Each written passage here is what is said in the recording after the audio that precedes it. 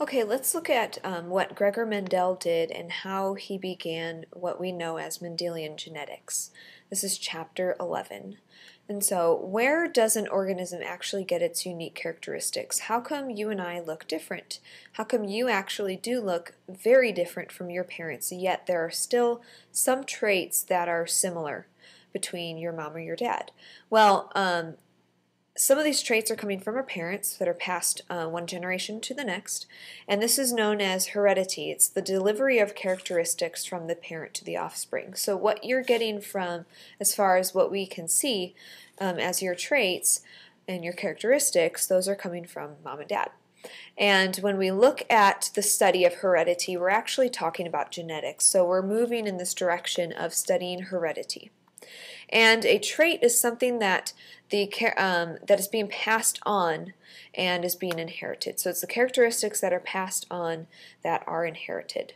So Gregor Mendel is the founder of Mendelian genetics. He was an Austrian monk, went into the monastery around the age of 21, and at that time he was actually taking care of the garden. So if you're taking care of the garden, you're staring at plants for a very long time, and his interest was in science. He loved astronomy, he loved physics, he also loved biology and botany.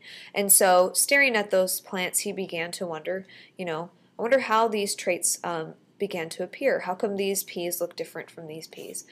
He was born in 1822, and at the time, prior to Mendel, scientists thought that the traits were a blending, right? If I take it's a mixing of colors is what they used to think. So taking the color blue, right, and I don't think I have yellow. I don't have any yellow, but if I took this color blue and mixed it with yellow, I would get some green. And so they thought that traits were a blending of colors, and Mendel discovered that they were not.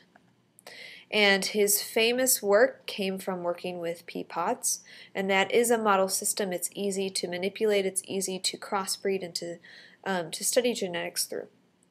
And so he studied pea plants, and he took true breeding plants, which were plants that were able to be self-pollinated, meaning that the male portion could pollinate the female portion of that plant, and the offspring was going to be identical to the parent plant.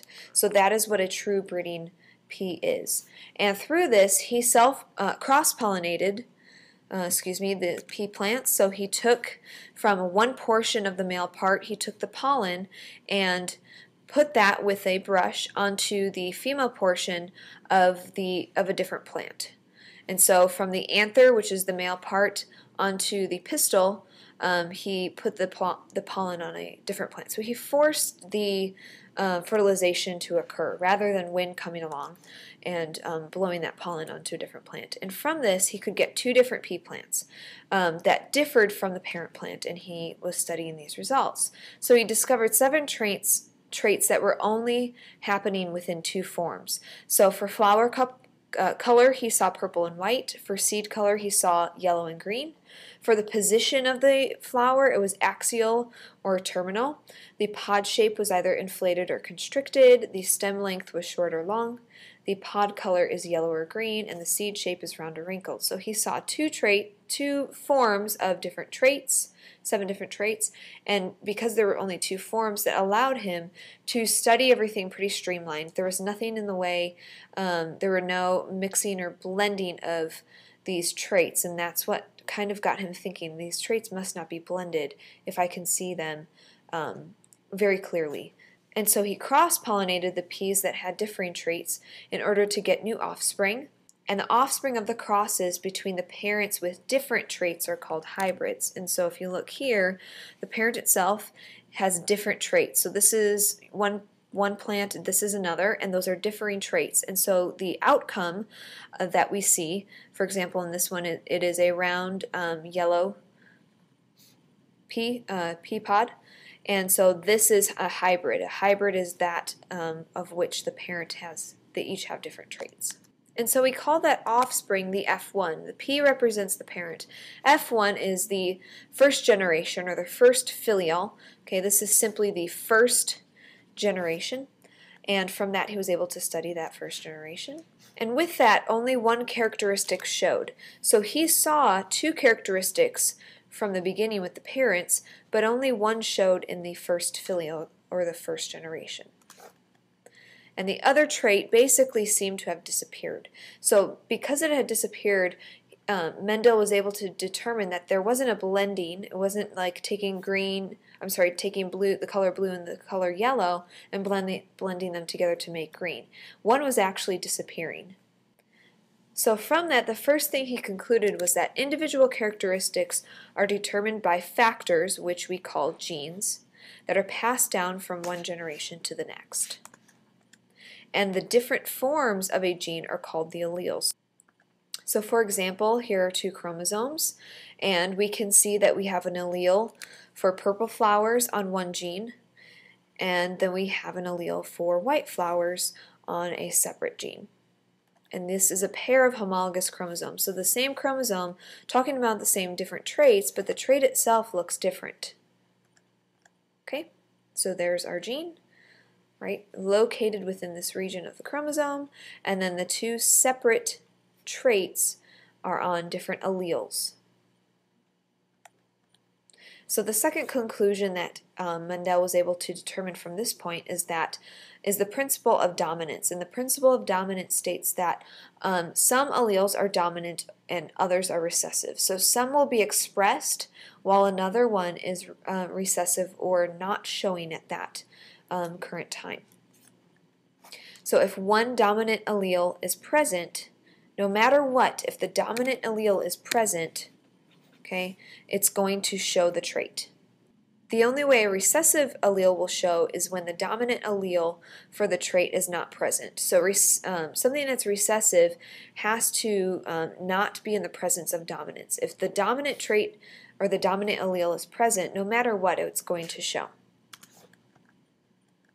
So for example, the dominant allele for seed color is yellow, and we represent that by a big Y, and the recessive allele, which is yellow, is represented by a little y. In order to determine the allele letter, if it's a big Y or a little y, we are going to utilize whatever trait is dominant. So yellow is dominant, and so therefore we're going to utilize the letters Y. So even though you would think to call this G, like a small g, we're going to utilize little y because yellow is what is dominant. And so what happens to that hidden recessive allele? Okay, so in the example of a tall and a short plant over here, okay, this is a tall being crossed with a short. All we see is the dominant tall. What's going to happen to that short? Okay, so Mendel crossed the F1, our first generation, with each other, and the outcome, he got the presence of the short allele. So the assumption that he made was that the dominant allele for tall is actually being masked by the short.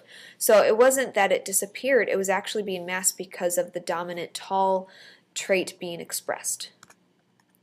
So the recessive allele itself had been separated from the dominant allele, and that is considered the law of segregation. The law of segregation states that the separation of these alleles may have occurred during the formation of gametes, and so when you remember back to meiosis, that may help you understand that a bit. So right here is a kind of a bigger example of segregation. Here's my tall plants that are being crossed, and we do have a smaller allele for it, but during meiosis, the gametes themselves have separated. Okay, if this is one trait, we are looking at the separation of the alleles themselves. So the possibilities of the cross begin to change. And over here you can see that the separation of the gametes has occurred. And so looking at these three possibilities in the traits being expressed, those are going to be tall, but this one is going to be short because it is recessive. And that is the law of segregation. So the alleles for each gene are going to segregate from one another. That happens right here, right? They will spread out. And then when they come back, the possibility of what you could get in your second generation is going to be right here. Okay, you can consider two parents that are tall. If tall is a dominant allele, short is recessive. During the production of sperm and egg, their alleles are going to separate. The genotype will separate. And then here are the possibilities. You have a 3 out of 4 chances of having someone that's tall and a 1 in 4 chance of having someone that is short. And so lastly, just to kind of give you a brief overview of genotype and phenotype, every organism has a genetic makeup and an observable set of characteristics. And so if we're looking at the phenotype, we're talking about something that is physical, something we can actually see, physical traits that are being expressed that we can physically see. And so I match up the pHs, phenotype, something that's physical to remember, and the genotype is simply the genetic makeup, what we see when we look down at those chromosomes, down at the genes, and at the allele level.